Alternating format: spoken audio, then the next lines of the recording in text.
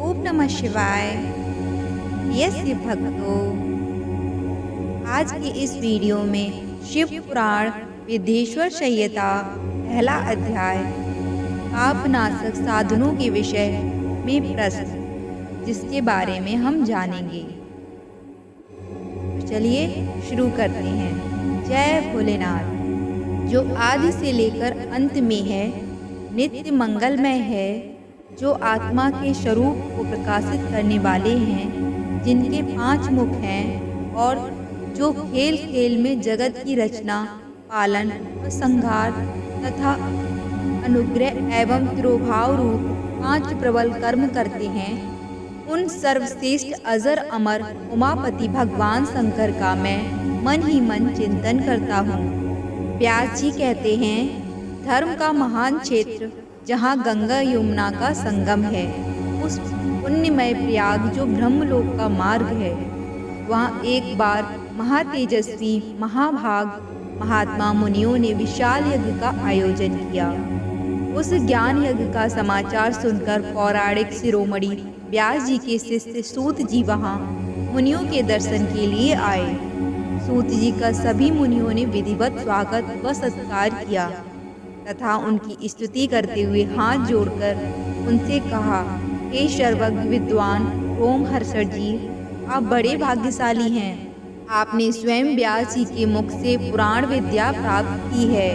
आप आश्चर्य स्वरूप कथाओं का भंडार हैं। आप भूत भविष्य और वर्तमान के ज्ञाता हैं। हमारा सौभाग्य है कि आपके दर्शन हुए।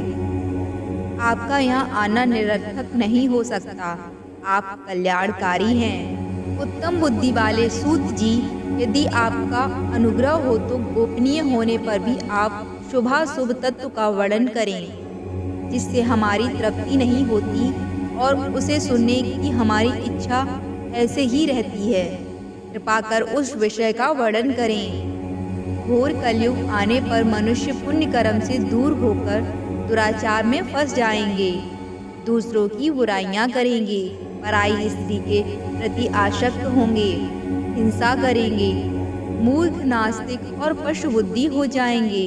सूत जी, कलयुग में वेद प्रतिपादित वर्ण आश्रम व्यवस्था नष्ट हो जाएगी।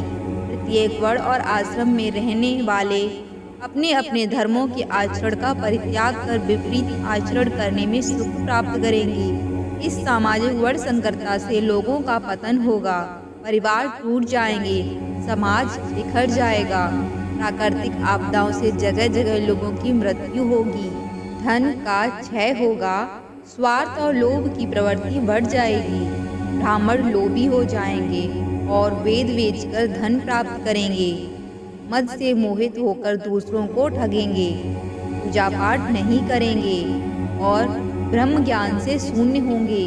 क्षत्रिय अपने धर्म को त्याग कर कुसंगी, पापी और व्यभिचारी हो जाएंगे। शौर्य से रहित हो वे शूद्रों जैसा व्यवहार करेंगे और काम के अधीन हो जाएंगे।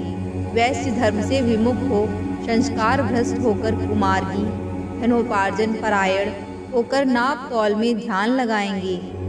शूद्र अपना धर्म कर्म छोड़कर अच्छी वेशभूषा से सुशोभित हो व्यर्थ घूमेंगे। वे कुटिल और ईर्ष्यालु होकर अपने धर्म के प्रतिकूल हो जाएंगे। कुकर्मी और वाद विवाद करने वाले होंगे।